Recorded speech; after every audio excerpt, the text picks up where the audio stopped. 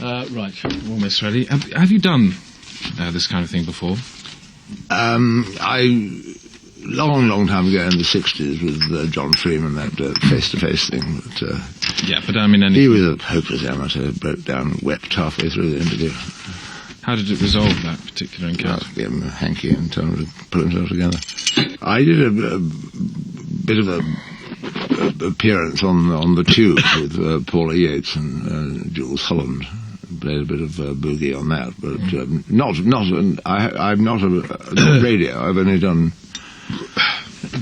television, so this is all a new world to me. Sorry, I wasn't listening to that. Are you ready to go? Yes, I'm off any minute. Hey baby, I hear the blues are calling, tossed salads and scrambled eggs. Quite stylish. And maybe I seem a bit confused. Yeah, maybe, but I got you pegged. But I don't know what to do with those tossed salads and scrambled eggs. They're calling again.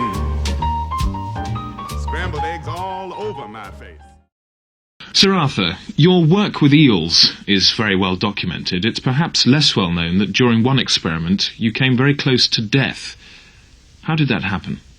I was trying to test the strength of the eel and whether the strength of the eel was enhanced by an injection of thiobizilin, which, as you probably know, is a steroid much used by Betty Grable in the early days of Hollywood, which gave her those wonderful legs, because she was born with legs only 3 inches long.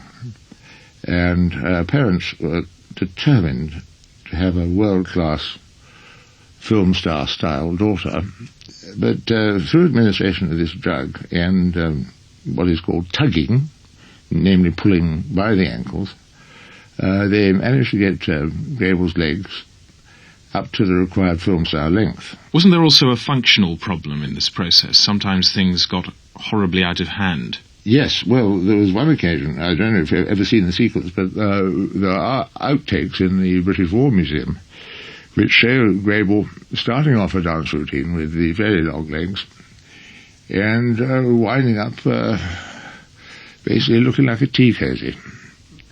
And the effects of the drug and the tugging were variable. There were many days she couldn't shoot because her legs got, frankly, too long for comfort.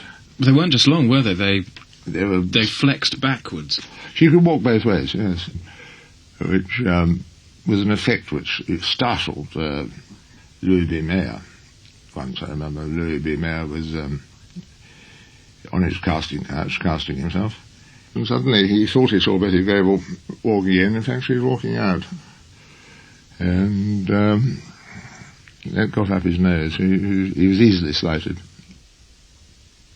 Let's get back to you fighting the eel on the table. I believe during the course of that encounter you did very nearly die. Did you ever think during the struggle, I don't care if it kills me? Well, there were moments when I thought, well, I've had a long life, I've had a varied life, and I've had just about enough of it, really, all this bloody eels. Bloody eels. I mean, as soon as you get hold of one, they start slithering all over the table. You ask them what's the secret of their jaw moving, they don't say a bloody thing. So I was tempted. But there was work to be done, and it will be done. And I will be done.